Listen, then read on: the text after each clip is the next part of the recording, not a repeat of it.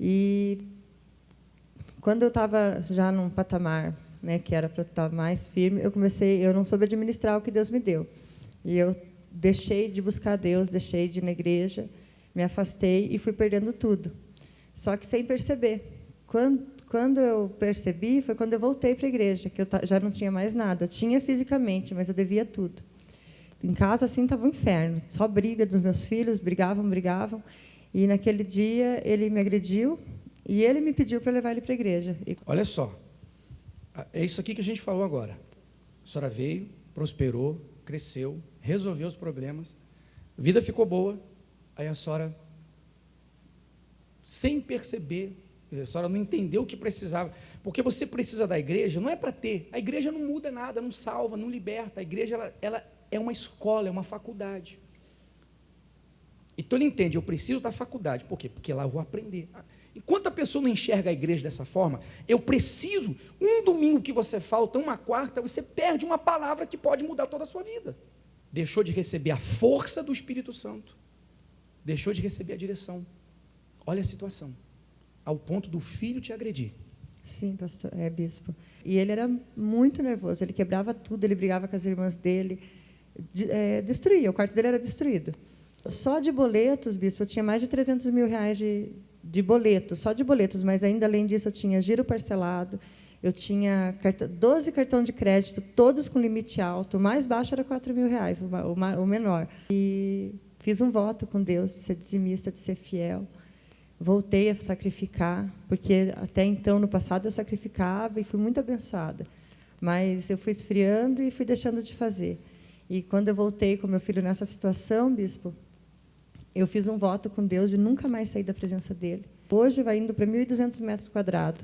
Uma delas, a outra loja, esse imóvel é próprio. Aí a outra loja, que é alugada, ela tem 400 metros quadrados. A minha vida em casa não tem mais briga, minha família não tem briga mais, não tem discussão, são todos de Deus. Eu cheguei aqui derrotada, doente, separada, na miséria, passando fome. E usando a fé, né, aprendendo aos poucos o que os homens de Deus ensinavam. Eu fui com muita luta, né, prosperando, fui curada, fui liberta de vício, enfim, de tudo, né? E, graças a Deus, conquistei. Hoje tenho minha empresa, tenho meu carro, tenho uma vida confortável, né? Quem vivia desempregada, hoje eu tenho 6 funcionários. Só que o ano passado, uma surpresa muito desagradável. Ele viu eu usar a fé, viu eu desenvolver, viu o pai voltar para casa, que a gente era separado. E aí, quando foi o ano passado, do dia para a noite, o Luan caiu. Ele se transformou a ponto de ir para o mundo usar todo tipo de droga, beber, eu passar semanas sem ver meu filho. Bispo, era assim, uma avalanche de pensamentos diferentes, um do outro, 24 horas. Por exemplo? Eu pensava assim, porque as pessoas falavam assim, ele chegou no crack e já era. E a minha fé falava assim, não, você tem que reagir. Mas, bispo, quanto mais eu lutava, o Luan piorava. No início, que a gente acabou se agredindo, ele vindo para cima de mim no início, porque eu falava assim, não, você é uma criança e vou te colocar no teu lugar. A senhora começou usando autoridade humana, autoridade de mãe. Tentou bater de frente. E muitas vezes fui para cima dele de cinta, de cabo de vassoura, mas aí ele me enfrentou. Quer dizer, piorou. Piorou. Aí, quando eu vi que o que estava ali não era meu filho, era uma coisa muito pior do que eu pensava, aí eu falei, não, eu sei o que eu vou agir, como eu vou agir. E aí foi... E, desculpe, isso é importante. Aí a senhora mudou a atitude de não querer mais convencer, brigar, pôr no lugar. Aí ficou na fé. Não falei mais nada. Não falei nada mais. Tinha vontade? Meu Deus, a vontade era de voar no pescoço, nem só falar. Mas me segurava. Aí, nas madrugadas, orava.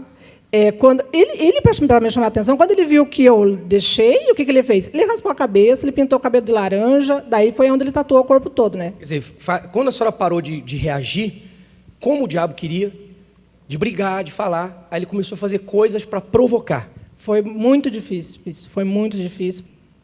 Porque o diabo falava assim, desiste. Aí eu falava, não, Olha como que eu cheguei. O diabo furou meu olho. E hoje eu tenho meu olho restaurado. Eu cheguei passando fome e hoje eu tenho uma empresa.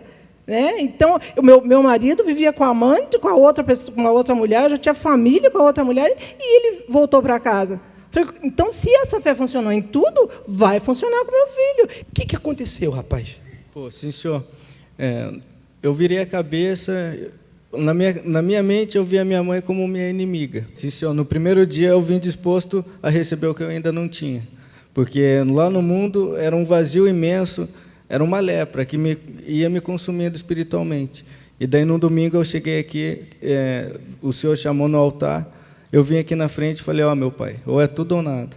Ou o senhor me dá, eu recebo o Espírito Santo hoje, ou senão eu posso sair daqui e morrer. Porque eu queria... há 10 anos eu via a minha mãe fazendo, e o que ela tinha eu não tinha. O que ela fazia eu fazia, mas o que ela tinha eu não tinha. Então eu vim receber o que ela tinha, e que o Espírito Santo que o senhor tanto pregava, que eu ouvia falar, eu vim decidido a receber. E daí, naquele domingo, eu vim, me joguei, e graças a Deus, não foi na hora, foi paulatinamente, minha vida com Deus. Não foi no dia houve a diferença, ou seja, a vontade de usar drogas, naquele exato momento já foi embora. Hoje, é como se eu nunca tivesse usado. Nunca tivesse bebido, nunca tivesse fumado, nunca tivesse usado drogas. Hoje é assim. Agora é vida nova. Vida nova. Homem novo, vida nova, novas atitudes. Era desesperador, então. Desesperador. E a senhora estava aqui dentro? Eu estava dentro da igreja. Como que mudou? Mudou quando eu fiz uma prova com Deus. Eu não aguentava mais aquela situação. Eu estava sendo envergonhada no meu trabalho, no dia a dia, e daí eu decidi que não dava mais. Eu levantei e falei, não, chega. Eu parei de dar ouvidos para o sentimento. Eu comecei a olhar para a fé. Comecei a dar ouvidos à palavra, dar ouvidos à pregação, a obedecer quando era passado a direção no altar. Aí a senhora não aceitou mais aquilo? Não aceitei mais que eu era doente, que eu ia sair na rua e eu ia passar mal quando eu saísse. Não, eu não vou. Eu tive que repreender. Muitas vezes vieram sentimentos, situações que eram para mim me entregar mesmo.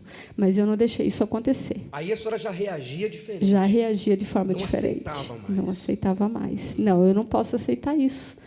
Livre. Estou livre, graças a Deus e à fé. Acabou. Acabou. E quanto mais eu vinha na igreja, mais eu sentia pena de mim, bispo. Mesmo participando, mesmo escutando que eu tinha que agir a fé, mas assim era algo muito forte dentro de mim. Até que um dia, durante 3 anos, eu passei por isso, sabe? Um dia, sentada ali, chegou um pastor e falou para mim, eu estava chorando, inclusive, porque eu só chorava, bispo, eu só chorava. Eu chorando, e ele perguntou para mim o que acontecia comigo, né? Eu falei, olha, pastor, eu não sei, pastor. Fazem já 3 anos que eu estou aqui, estou buscando, eu faço, né? Faço tudo que me falam, né? Mas não acontece, as coisas não acontecem para mim. Aí ele olhou bem para mim, bispo, e ele me deu a seguinte palavra: a sua vida, ela é resultado da sua fé. Aí ele saiu e aquilo veio dentro de mim. Eu comecei a pensar, se a minha vida é resultado da minha fé, então o que está acontecendo? Né? O que está acontecendo? Aí dobrei meu joelho naquele momento mesmo. Falei, Deus, o que tem que ser feito agora, então, o Senhor vai ter que fazer. Porque eu estou vindo, eu estou buscando, então as coisas têm que acontecer. E aí, bispo, eu comecei a escutar. Aí sim, eu comecei a escutar tudo aquilo que me passavam aqui no altar. Então, tudo aquilo que falava aqui era lei. E eu vim com tudo para o altar. Eu coloquei a minha vida totalmente, de corpo, alma e espírito. Aí as coisas começaram a mudar. E hoje, graças a Deus, bispo, hoje, graças a Deus, fui curada, hoje tenho meu próprio negócio, paguei as dívidas, né? Minha filha também é uma bênção, enfim. Mas tudo aquilo, bispo, que é dito aqui no altar, para mim é lei. Eu faço, né? E assim, nesse problema, nesse tempo que eu tive, a conclusão que eu cheguei é que eu era muito sentimental. Eu sentia pena de mim mesma, bispo. E aí, quando eu caiu a ficha, aí sim, as coisas mudaram na minha vida. E eu fui, nessa época, eu fui consagrado a pastor.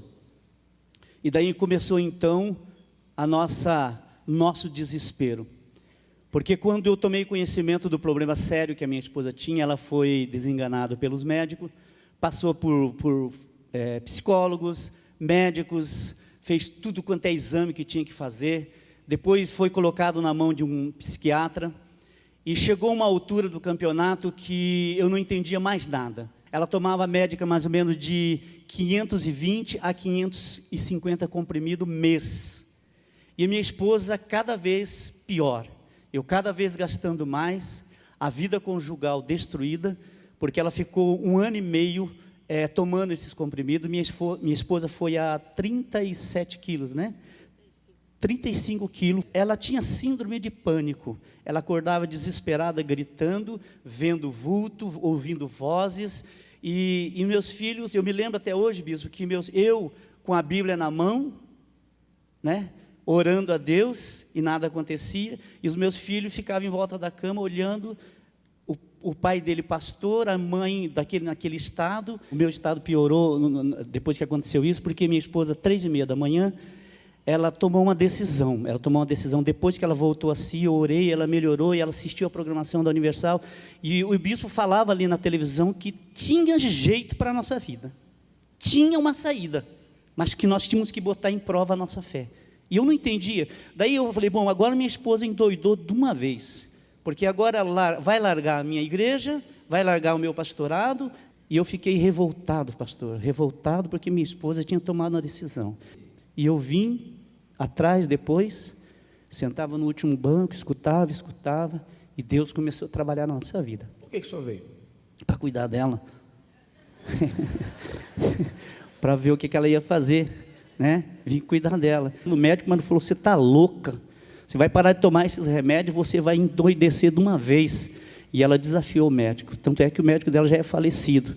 E hoje eu digo que, puxa, como eu perdi tempo, bispo, puxa vida. Hoje Deus tem trabalhado a nossa vida de uma tal maneira, algo glorioso, e nós aprendemos a exercer a nossa fé.